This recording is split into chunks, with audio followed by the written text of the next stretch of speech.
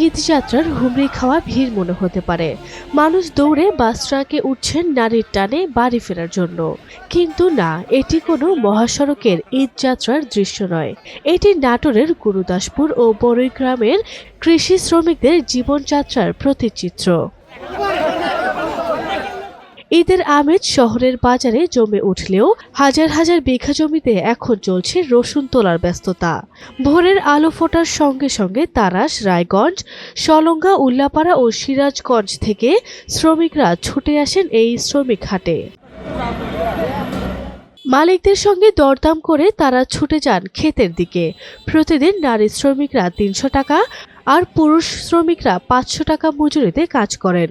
কিন্তু ঈদ তাদের কাছে যেন এক দূরের স্বপ্ন। জীবনের তাগিদে কাজ করতেই হয়। আমি আঙ্গারা থেকে আসি, নয়াবাজার কাজ করবেন নাকি, আজকেও করছি, কালকেও করবো। 4 সন্তান নিয়ে ছেলে মেয়ে নিয়ে কাজ করে খাই, কালকেও করবো।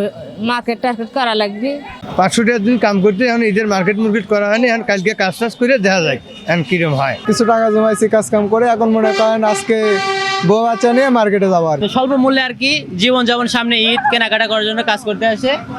পাশাপাশি আমরা এই গাড়ি নিয়ে তাদেরকে জীবন সুবিধা মতে আমরা রাস্তা পার করে দিই, বাড়ি পৌঁছে দেই, এই আর কি। কাজের চাপ, জীবিকার সংগ্রাম আর নিরাপত্তাহীন জীবনে আটকে থাকা এই শ্রমিকদের জন্য ঈদের আনন্দ এখন দূরবর্তী। তবে তাদের সবচেয়ে বড় সমস্যা নিরাপদ যাতায়াত অভাব। বিভিন্ন জায়গা থেকে হাজার হাজার শ্রমিক এখানে আসছে, কিন্তু সবচেয়ে বড় পরিতাপের বিষয় এখানে শ্রমিকগুলো এবং এখানকার লোকাল সাধারণ মানুষও 2টা ব্যারিকেড হতো, তাহলে এই মানুষগুলো একটু নিরাপদে থাকতো। জীবিকা নির্বাহের জন্য তারা আসে, খুব ঝুঁকিপূর্ণভাবে চলাফেরা করে।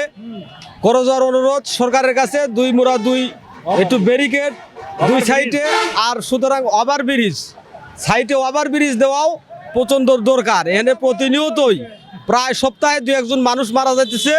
শ্রমজীবী মানুষের ঈদ আসে দেরিতে, অনেকের ক্ষেত্রে হয়তো ঠিকমতো আসেই না, কিন্তু পরিবারের মুখে হাসি ফোটানোর জন্য তারা পরিশ্রম চালিয়ে যাচ্ছেন, লড়াই করে যাচ্ছেন জীবনের সঙ্গে, সময়ের সঙ্গে। স্থানীয় সচেতন ব্যক্তিরা বলছেন, নয়াবাজার ও মানিকপুর শ্রমিক হাট এলাকায় ফুট ওভারব্রিজ ও 2 পাশে ব্যারিকেড দেয়া জরুরি, না হলে প্রতিদিনই দুর্ঘটনার শিকার হবে এসব শ্রমিকরা।